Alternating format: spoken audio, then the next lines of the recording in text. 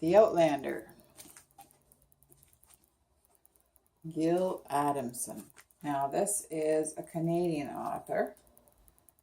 Okay, I'm going to read some of the front to you. Winner of the Drummer General's Award, a Globe and Mail book. Why do I try to do that? And thank you. The Tale of the Widow Mary Bolton, murderous outlaw and fallen daughter of a preacher known far and wide as the Outlander. Her story told in an unusual, gripping, and fantastical manner. The first page is, whoa, we are super magnified. The first pages really caught my attention because she's on the run. You know, she's a widow. She's on the run from the two brothers of the husband that she killed. Now, her husband married her, and she was excited, but not, because her grandmother wanted her to get married, and she was kind of like, she kind of wanted to stay home with her dad, and she was comfortable, you know, where she was. And she was looked after, and they had some servants, and she was looked after and stuff. And she wasn't a girl to mingle. Like when they had garden parties and everything, she didn't want to be around the other giggly girls. And she liked to be on her own. And her grandmother kept like pushing her. They wanted her to have a good marriage. And even when she got married, her father was very unsure. And she realized that because her husband lived way out in the country, he married her because all the other girls were together, flocking together, talking about their dresses and everything. And he realized she was off on her own, that she could handle the isolation of the life he was going to give her. And he told her how he owned, you know, all these acres of land and the beautiful home he had. And of course, she got out there and there was no house, next to nothing, unfortunately. And then because she had servants growing up, she didn't really learn how to cook and stuff. And then she got out there and, you know, she's in a tent and stuff at first. And then they got a house built, but she had to do all the cooking and everything. But she wasn't trained to do this. She wasn't trained because they had servants and stuff who cooked. So he was kind of disappointed in her. But I'm thinking, well, you should have looked at her closely and realized that she wasn't in the kitchen growing up cooking. She was looked after growing up.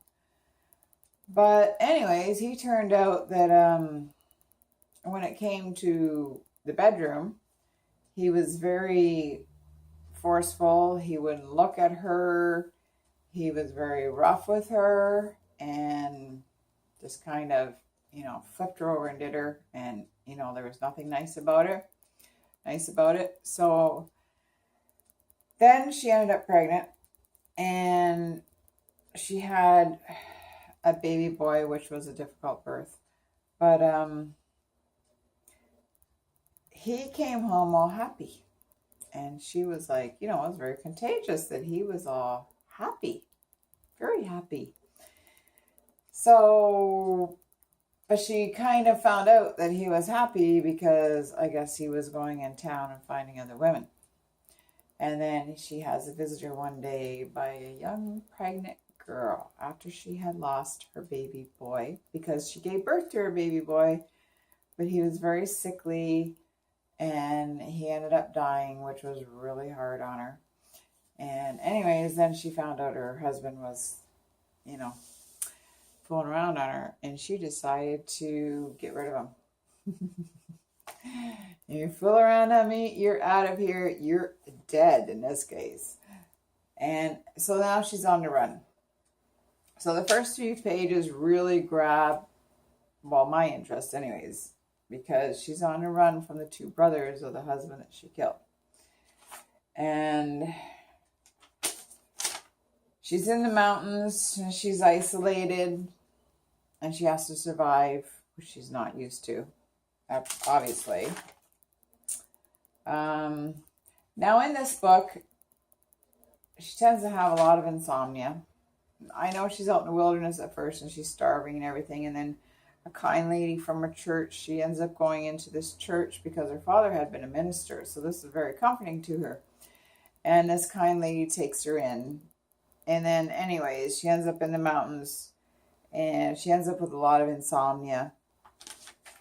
She's kind of cold kind of personality in a way. I don't know, she's empathetic, but yet she's kind of cold. She's very withdrawn. She has a lot of strange dreams all through the book. It kind of drags a little bit because it talks a lot about her dreams and talk a lot about her dad and the past and the history.